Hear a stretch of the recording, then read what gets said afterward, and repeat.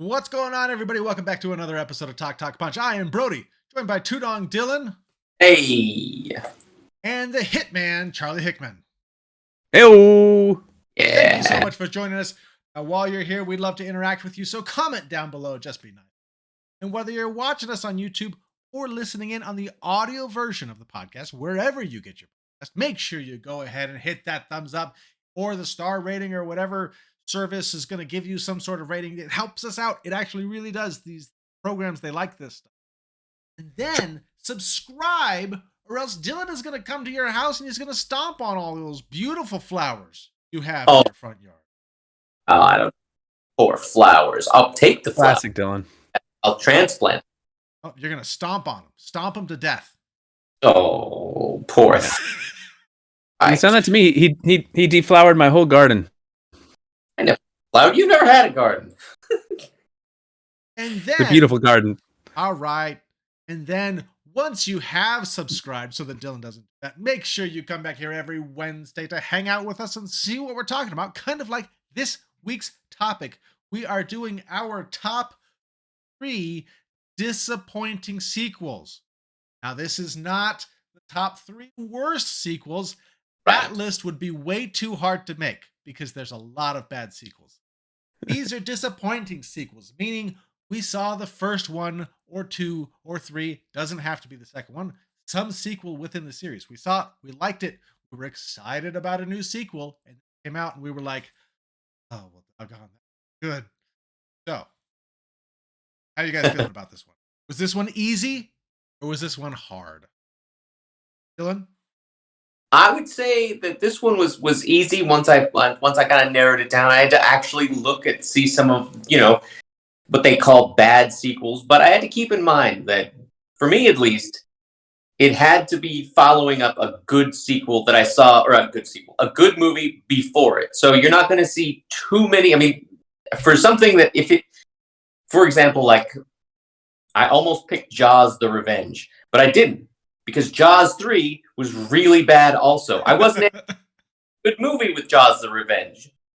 Now you could say maybe 2, because Jaws, the first one, was excellent, but Jaws wasn't truly, it wasn't as, I mean, you still kind of got in there. It wasn't as disappointing. So for my list, I had to choose something that I was like, yeah, I really want to see this. This is the stuff. I went in happily. I'm like, this can't go wrong. Somehow it went wrong. So disappointing. Charlie, how about you? How was this list? It was kind of hard to narrow down. And I went through, I kind of try to set parameters for like different methodologies to kind of give myself some, a little clearer instruction on what I wanted to do. And I changed that like 3 or 4 times. So what I settled on is these are movies that I had to see in the theaters without any idea they were going to be bad. So no one could. So there are movies I left off specifically because I knew they were bad from people that I trusted before I went and I saw them. So I was like prepared to be disappointed. But these are movies I went in wide-eyed, full of youthful hope, thinking this is going to be fantastic, saw it in the theaters, and had to feel that soul-crushing weight of hope being sucked out of me while sitting in a movie theater seat watching a film. So that was kind of how I picked my 3. That's a good one. Bro, what about you? I picked my 3 just from thinking about movies that I loved and sequels that came out that just hurt me to watch. That I was specifically really excited for with a trailer or something like that. That then once I actually went saw the full movie, walked out and I was like, well, shoot, that was not good. Well, shoot. But there was this could have been like a full top 10 for you. There's a lot of. But what Dylan?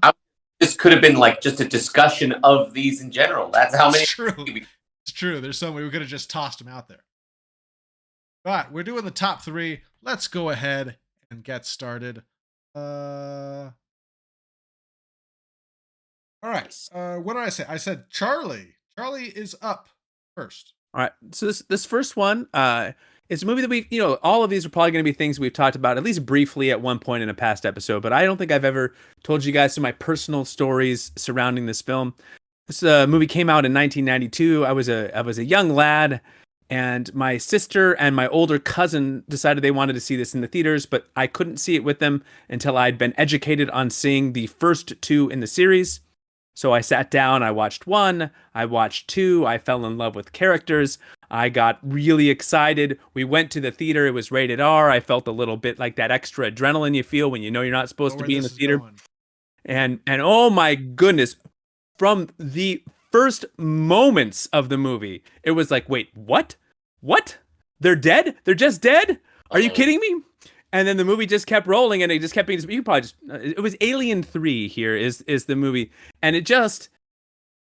So a fresh alien, a fresh aliens, and I'm going into Alien 3, and you're like, oh my gosh, they made it out of this intense aliens movie, and we got Hicks and we got Newt, we got Ripley, and they're all alive, and they made it, and the movie starts, and they're just Hicks and Newt are just dead. They're just dead.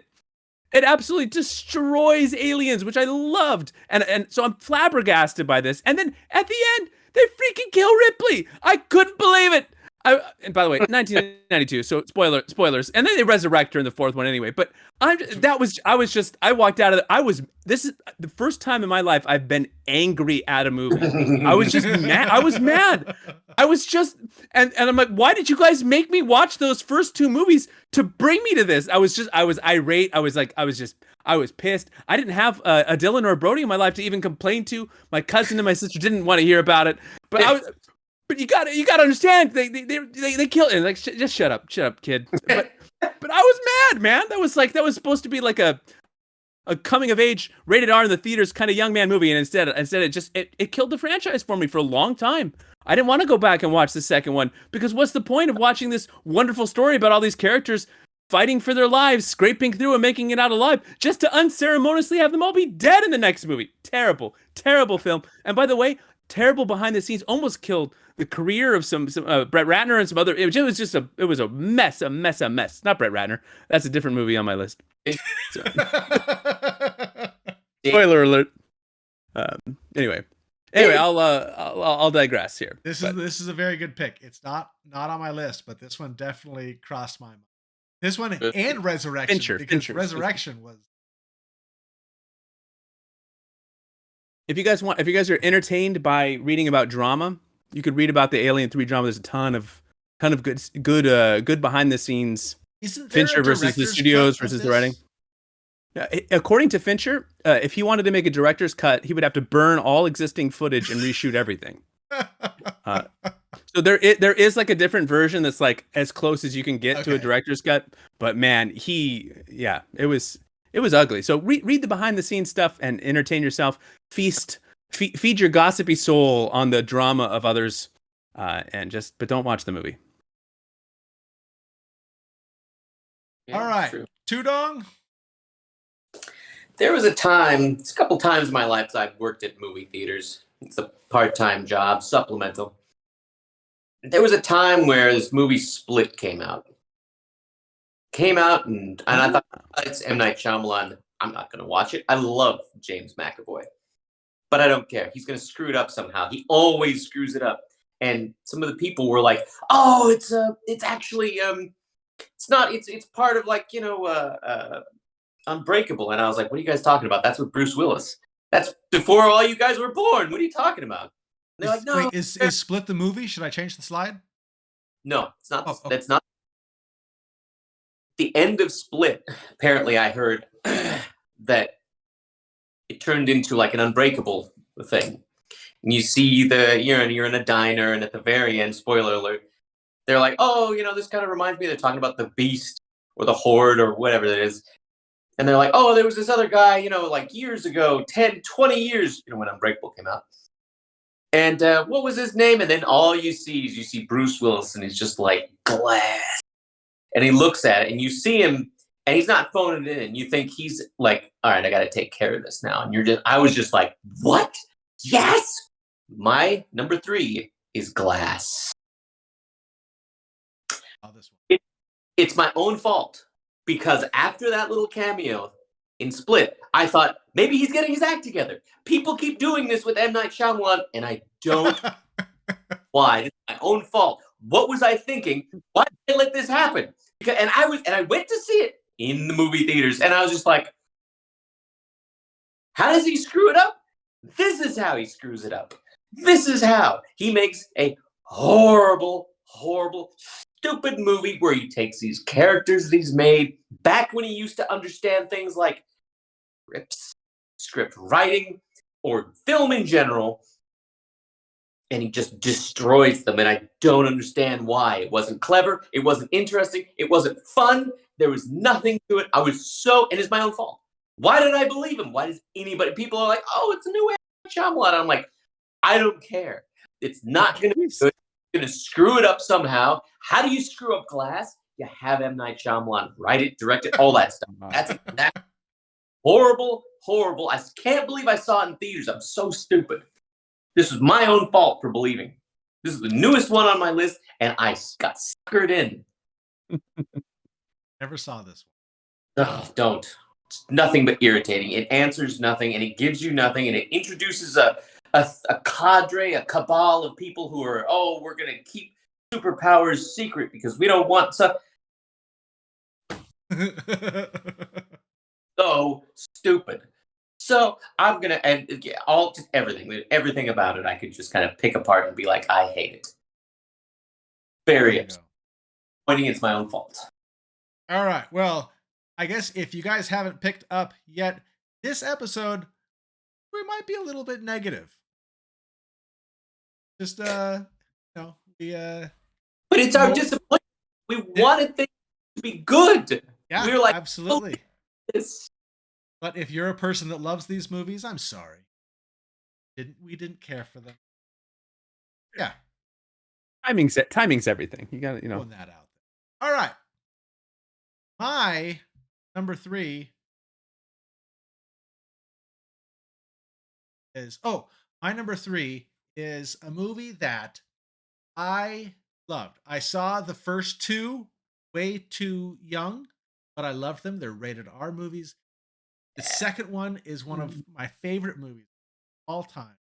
Then a couple years later, came out with number 3.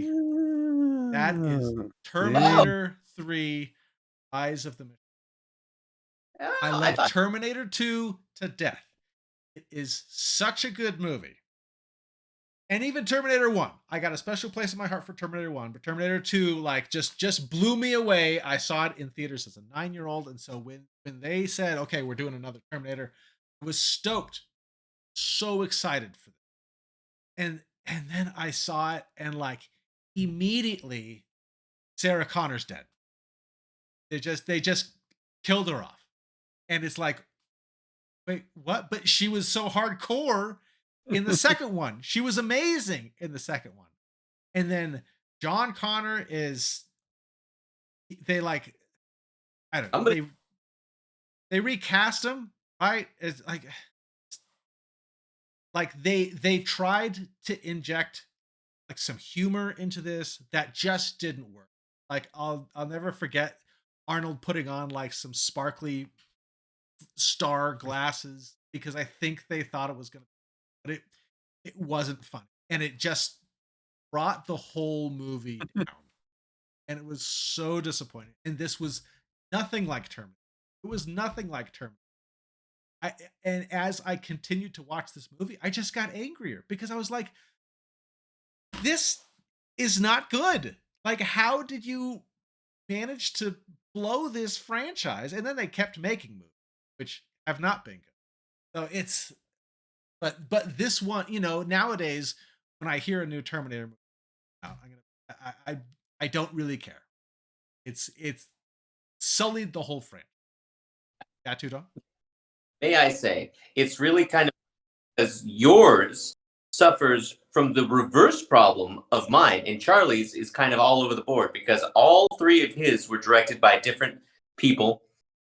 The 3 of yours, they switched at 3, which is they should have done that because it was James Cameron, and somebody else. Yeah, they should have done that in mine, where it was like M. Night, anybody else, anybody. So they suffer from the exact opposite problems. Jonathan Mostow. If I'm looking at, I don't even know. Yeah, gosh, this was so disappointing. I remember even the new Terminator, uh, coming off the T1000. There's nothing cooler than the T1000. Ah, everything was just so sad. There is Yeah. Rise of the Machines. Apparently, just taking over for James Cameron is bad luck because Right? he did a great. It's after Aliens 2 with James Cameron. Did you know that Ridley Scott he wanted Ridley Scott to do 3 and then James Cameron was going to do 4 and they ruined it. They ruined it anyway. Sorry. Yeah, still bitter. All right, so my number 2, directed by the aforementioned Mr. Ratner. Bro, did you and I see this movie in the theaters together? Are you talking about I am. Superman I am, Brody. Returns? No, no, I'm not. I am. Isn't I that am Brett talking. Ratner? That's not Brett. I'm talking about X-Men: The Last Stand, and Oh, this movie was a frustrating mess. Bryan Singer. That's A complete frustrating mess. Way too many characters. Just a complete glut of characters, just kind of crammed in for no reason. Bad storytelling, and just random thing. I remember watching the theaters. Bro, forgive me. I don't know if it was you and me or I. But I don't think at it this was point, because I moved up to Nevada like right. well, at least I had friends this time. It wasn't like my weird cousin and my sister. So at least I had to look. But like they kill off Cyclops, and I'm looking at my friends, and I'm like, he's not dead, right? They didn't show it. His glasses are just floating. Like he's fine, right? Like Off screen. they can't just off screen kill like the main guy from like one of the top main guys from X-Men. They can't just kill off Cyclops off screen, right? I mean, but they did, and it was like choice after choice was just maddening. It was look at the time you got to understand it that at that time that you didn't know that there was going to be more like this. Like X1 and X2 were great, and like this was like, okay, what did they just kill comic book movies? Is that done? Is this they're not going to make any more X-Men after this? And I blame this movie for how bad Wolverine Origins was. It's this movie's fault for some reason. If this had been good, they could have made more X-Men movies. Instead, we get the worst cameo of Gambit in the history of the universe and a terrible Deadpool that almost killed Deadpool. It's all fruit from the poisonous tree of Brett Ratner's X3. Little limerick there for you. But this movie was just a mess, man, and I was just so disappointed. I was so disappointed. I just knew it was going to be great. They're ramping up to the greatness, and it was just going to be the most epic, awesome X-Men movie, and it just. Can they tell a good Phoenix story? Is that possible, bro? Is that possible? I think, man, I wish that they could because it's one of my favorite stories, but have blown it hardcore twice now. Nobody wants to see it anymore. They've shot it, man. They've shot that storyline to death. It's a disappointment, man. Ugh. It's all Ratner's fault. This was so close to being on my list. So close because this one was one that I was watching trailers. Like I was excited every time a new trailer came out. Watching it, this was like before YouTube, and so you find this stuff and it looked awesome in the trailers. Yeah. They're gonna have Sentinels. He's Sentinels even. Yeah. A little side note that I thought was really interesting is I was just kind of reading things to make myself even angrier about this movie, but that Josh Holloway was offered a role as Gambit, but he turned it down because, according to him, it was too similar to the role he was playing on Lost. Huh. I watched a lot of Lost. I don't remember ever thinking, you know who he reminds me of? Gambit. All those superpowers he's doing. Throwing, charging things with that kinetic, energy and throwing it at things that are exploding in the show Lost. I'm glad he didn't do it because Gambit's fantastic, and they keep trying to ruin him.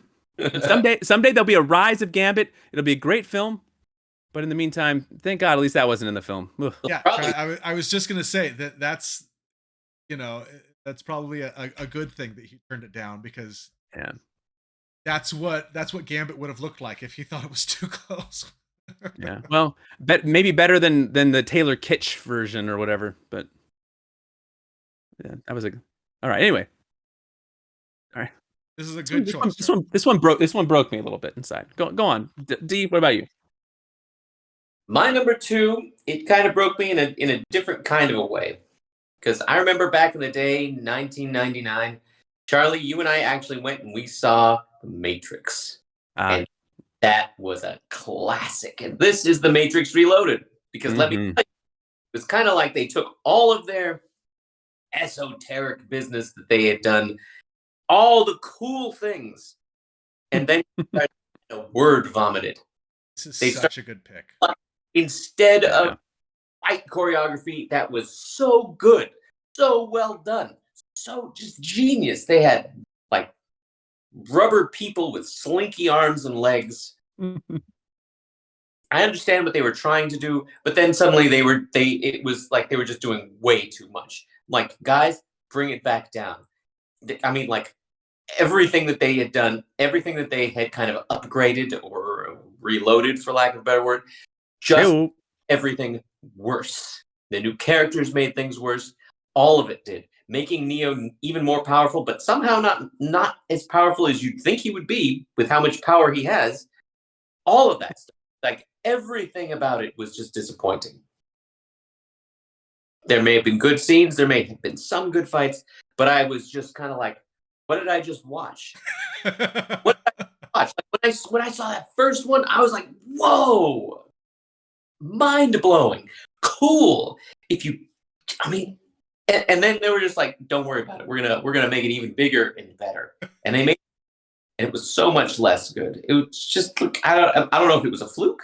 I don't know if that was their one movie is The Matrix. It seems that, because what else? I haven't seen a whole lot that can equal that.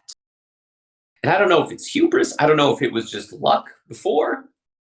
But whatever it is, I mean, there was a significant drop off in the quality of The Matrix and The Matrix Reloaded, and I was so disappointed by that. I was just like, what are we doing here? What are we watching? Like it was so inspiring, and now it's just ridiculous. Let's throw in, and I love Roy Jones Jr., but let's throw him in for a scene, just because, like he won the role in a prize instead of actually auditioning for it, and all of it I didn't care for it. Suddenly, oh, we've got vampires because they're in the Matrix. It's just like a glitch, just like ghosts and all. I don't know. Like they tried expanding, and I didn't appreciate it. I didn't like it. They tried to make it seem. I thought it was like the world.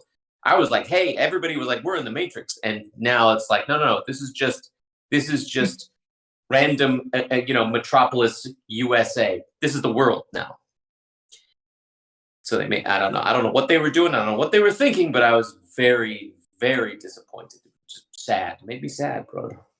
No, this is such a good pick. This probably should. Yeah, this is on my short list. Yeah, it's a good. I And do this one want to was point so. out, Tudong, I was there with you guys. Caught the first one together in it. Charlie, is that right? It sounds right. Because we Look, were. I'll be honest. At this point, you guys could tell me that you have been there for any moment of my life, and I would just believe it. I'd be like, "Hey, I was 5 years old." You're like, "Yeah, I was there." I'd be like, "All right, yeah, probably." I don't remember. You came to Long Beach to see this because we saw this at. Yes. Yeah. That's cool, bro. So then you understand just like we did because we were blown away. All of us were blown We away. all walked out and we're blown away by this movie.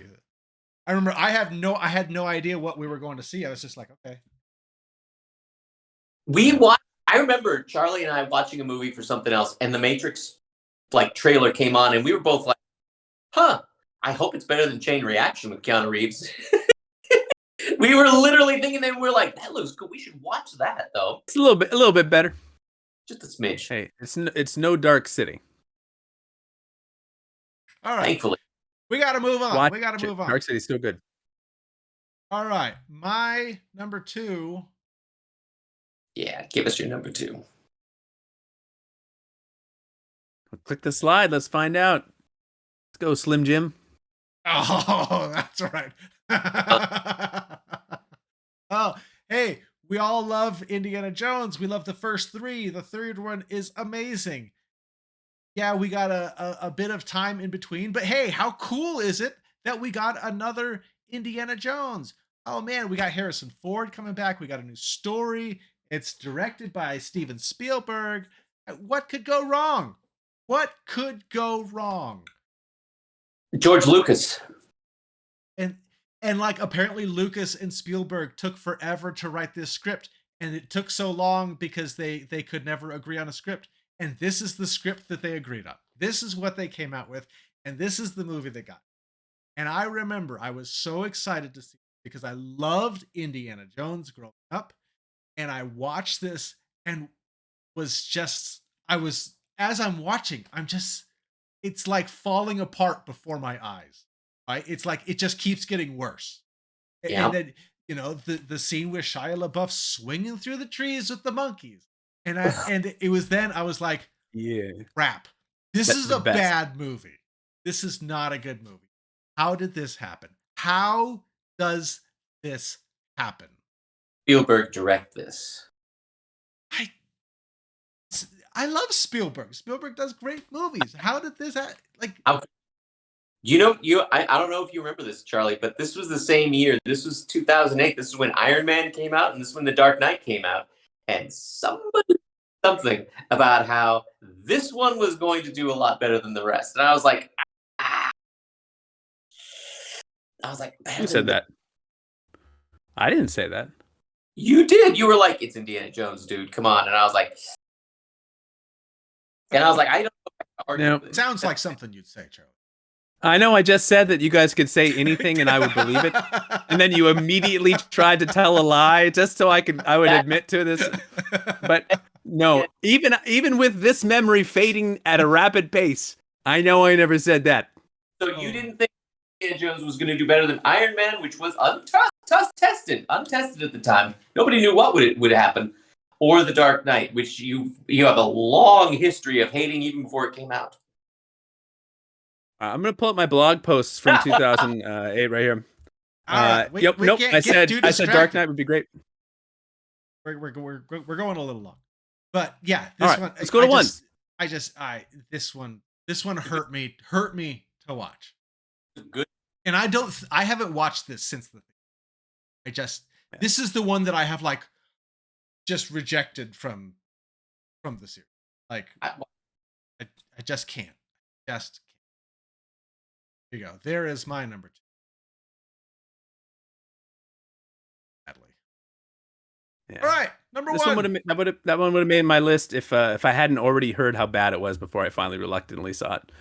My number 1 is a sequel to the last movie that I just saw. Emotionally, it was an emotional sequel because X3 was 2006. This movie came out in 2007, and I thought this is the one that will save comic book movies. This is the chosen film, and it was so when Spider-Man 3 came out. I thought, okay, all right. I saw the trailers. I'm excited. I'm curious. It seems like a lot of villains. I don't know. Is it too much? But I was there, and boy, I was so happy, and I was so excited. And then the movie was such a letdown. I don't the little GIF over there, little Toby shaking his crotch out there. I don't know what the emo stuff is. It's fun now to go back and watch some of those scenes out of context. It's great.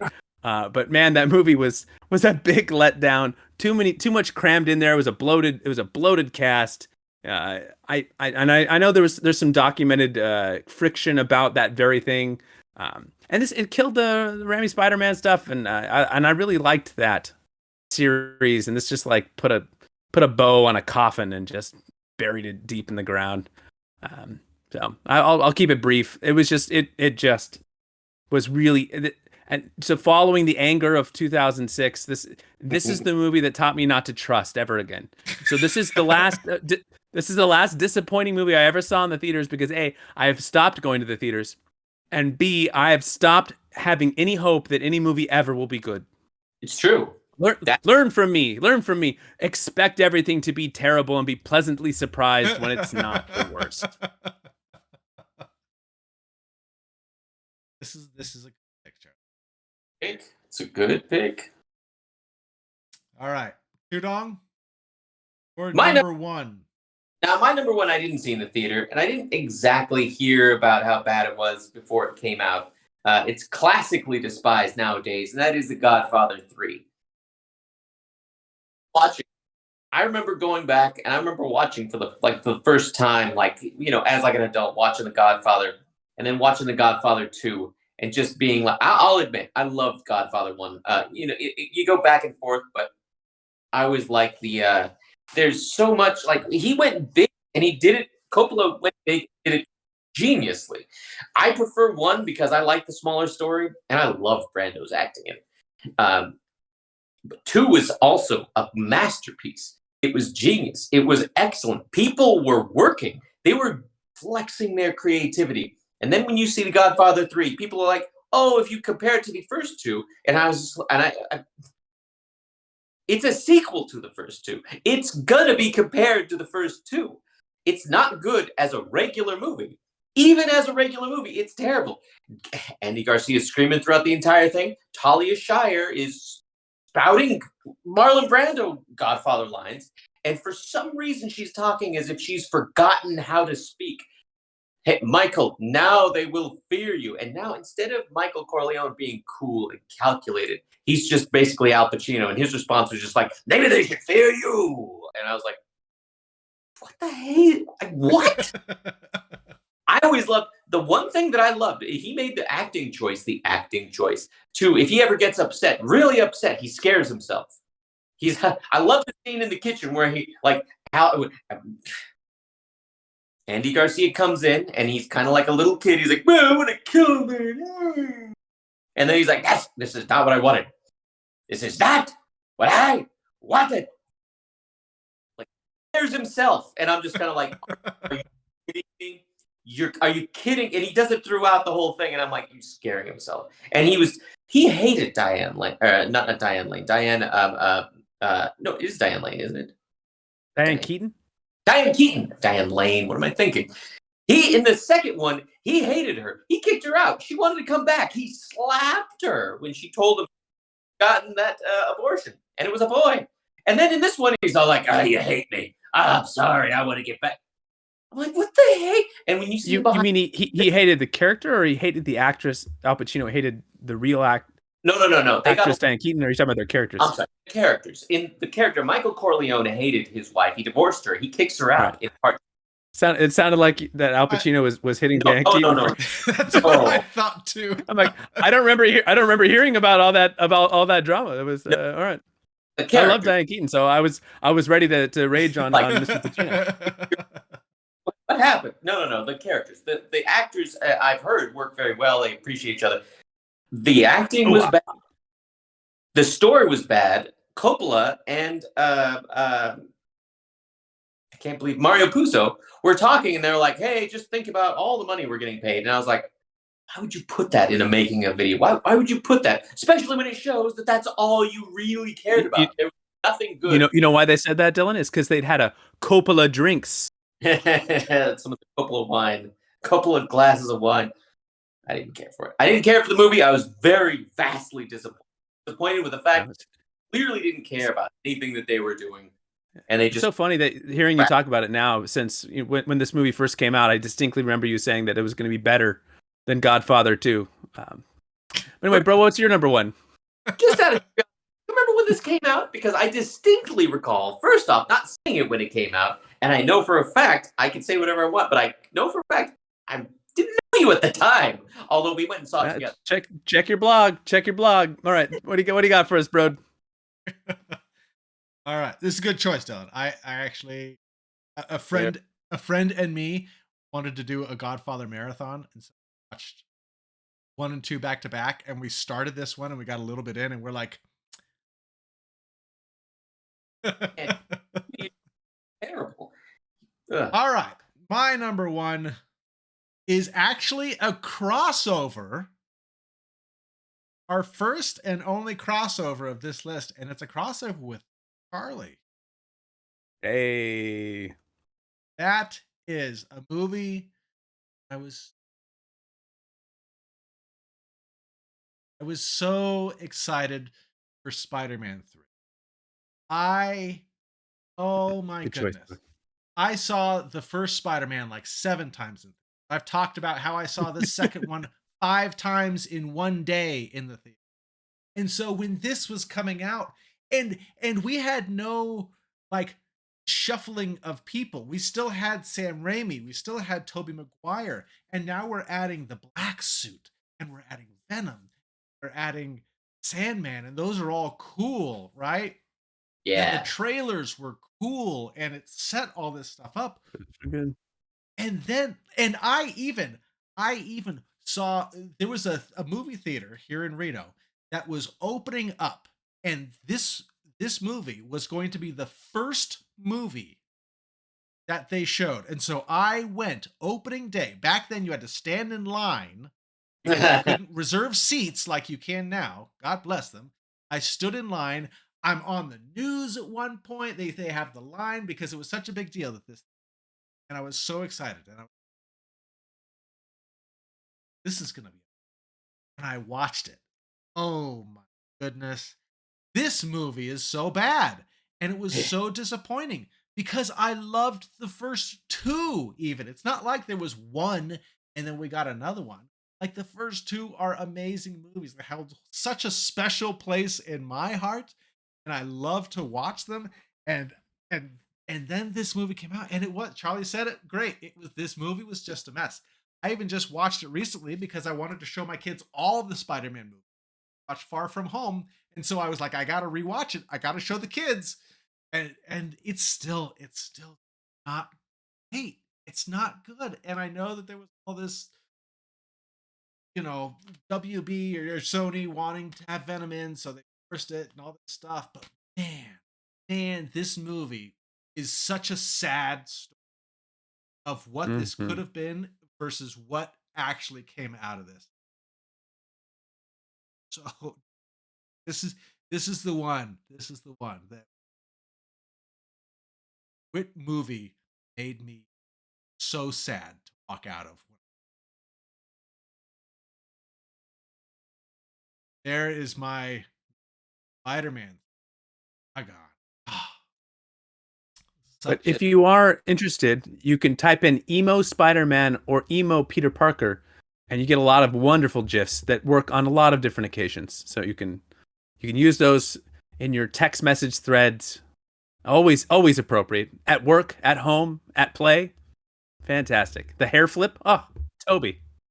Love it. all right. Well, we went a little bit long on this. We felt passionate about these ones. We felt that. These are things that are pretty personal to us. Long, but you guys have anything else to add? It's Just disappointing.